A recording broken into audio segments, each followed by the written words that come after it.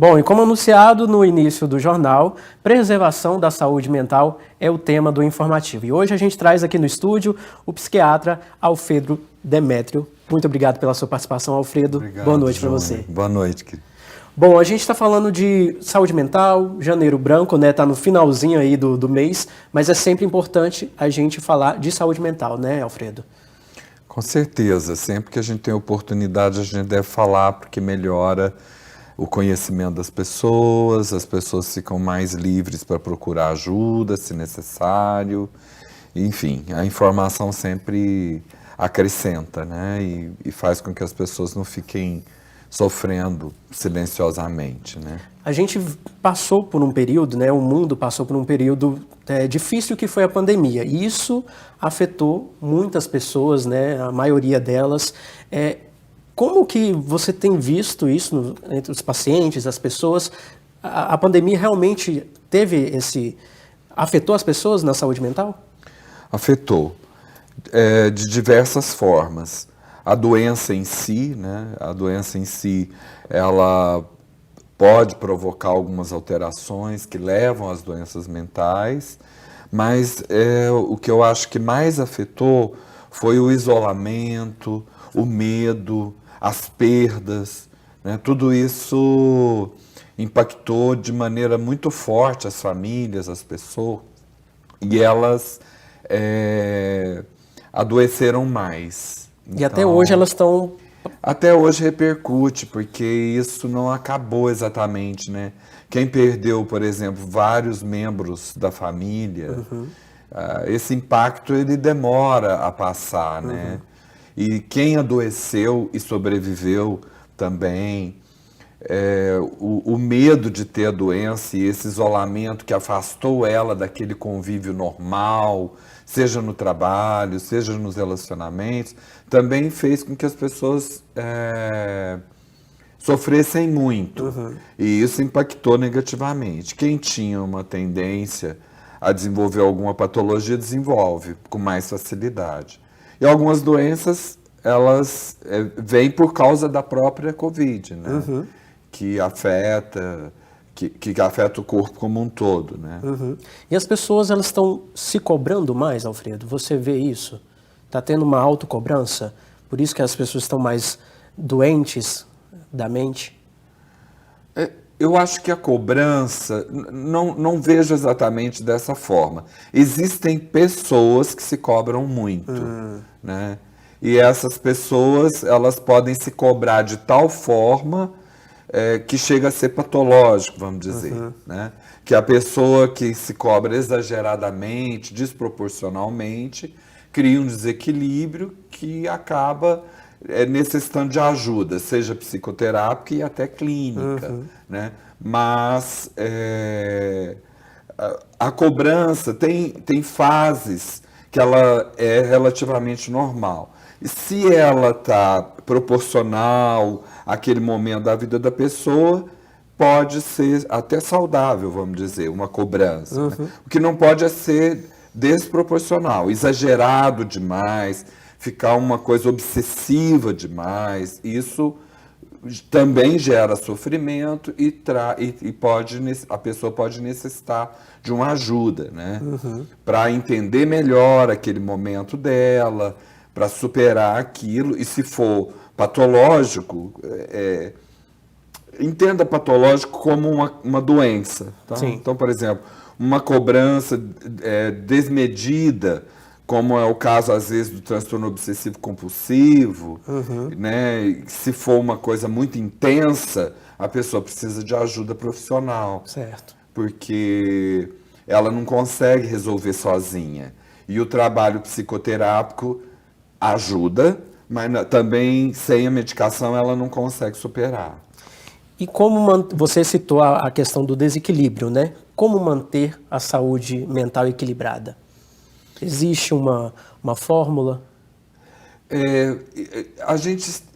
Isso tem sido muito dito, isso tem sido muito trabalhado, as pessoas têm falado mais disso e a gente precisa sim. Existem algumas coisas que podem ser feitas para ajudar a pessoa a ficar em maior equilíbrio como um todo, tá? Como um todo, e que envolve o cuidado de si, tá? O cuidado de si envolve o cuidado físico, tá? E aí inclui as atividades físicas, São né? importantes, né? São importantes. Um bom sono, a boa alimentação, isso tem sido muito conversado e dito. E agora, isso repercute diretamente na saúde mental, né, das pessoas. Agora, para você fazer isso, colocar uma rotina saudável no seu cotidiano, é importante você ter claro, né, que você tem que, já de alguma maneira, estar bem. Porque senão você não consegue fazer de forma saudável. Né? E isso é importante. Então, é uma via de mão dupla. Tá? Então, se você consegue fazer uma atividade física regular, se você consegue ter um ritmo equilibrado, boa alimentação, um sono saudável, você vai ter uma saúde mental saudável, mas sem a saúde mental saudável, você também provavelmente não consegue cumprir essa agenda. Né? Então, mas é esse conjunto virtuoso, né, é que faz com que você mantenha a sua saúde mental boa. Né? Certo. Então essa pessoa ela pode colocar aí as metas no dia a dia dela. Novos hábitos, né? Que é o sono equilibrado, né? A higiene do sono, né? Como a gente costuma dizer também, né? A alimentação e o exercício. Se ela coloca, se ela consegue colocar essa meta, é porque ela de alguma maneira já está em equilíbrio. É isso que eu quis dizer. Então, agora, se, por exemplo, ela precisa mudar algum hábito, né? Esses dias eu estava ouvindo uma pessoa que falou, eu pego o celular e eu esqueço, eu acabo não cumprindo a minha agenda de sono, que eu queria dormir 8 horas, eu acabo dormindo 6 horas e meia, que já está bastante bom, vamos dizer assim, se ela tem um ritmo. Sim. Mas o ideal são 8 horas para a maioria das pessoas. Então, essa pessoa, ela reconhece que quando ela pega o celular, ela se distrai, ou quando ela começa a conversar e ela, às vezes o dia corrido, faz com que as pessoas queiram também conviver com os seus, né? E acabam sacrificando um pouco daquele sono. Isso não necessariamente faz com que piore a saúde mental dela, mas existe um mínimo que deve ser respeitado. Se você ultrapassa o limite e começa a dormir muito pouco, invade o seu sono sempre, você vai começar a ficar com um déficit aí, e o sono ruim, ele por si só é capaz de causar desequilíbrios, Certo. inclusive da saúde mental. Então isso é bom que seja dito. Agora, a meta, você pode colocar como meta. Não, eu quero dormir 8 horas por dia. Eu preciso dormir porque eu faço muita atividade, eu faço exercício. E aí você coloca. E você pode se disciplinar de tal maneira que você passa a dormir as suas 8 horas. Se acostuma, né? Com essa rotina. Se acostuma. E aí você vai respeitar isso porque você vai se sentir melhor. Tá? E isso é fundamental. A gente está usando o sono porque o sono é muito importante realmente. Mas a alimentação é importante, o próprio exercício físico, né? E as pessoas têm muita dificuldade de estabelecer uma rotina de atividade física, né? Mas hoje, no dia a dia, as pessoas não fazem muita coisa. A gente está muito sedentário. Então, houve necessidade de incluir essas atividades físicas que a gente provoca, né? Então eu tenho um personal, eu frequento um clube, eu frequento um grupo de corrida, eu faço atividades que me ajudam a manter aquela disciplina, né? Algumas pessoas, são raras na realidade, conseguem ter uma disciplina por si só, tá?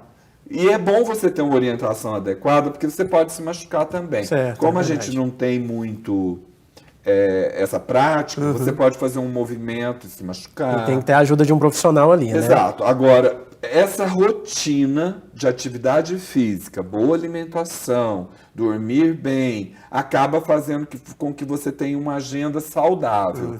O seu trabalho vai acabar ficando ok também, porque você vai respeitar os horários, seu ritmo, e acaba que isso é a saúde mental. Acaba que isso é a saúde mental. É verdade. Você fica mais tranquilo, aí as suas relações melhoram, e você tem esse fluxo virtuoso que acaba cumprindo essa agenda do autocuidado. Alfredo, para a gente encerrar, infelizmente o nosso tempo está chegando ao fim, mas é possível identificar as emoções para evitar que a saúde mental fique nesse desequilíbrio?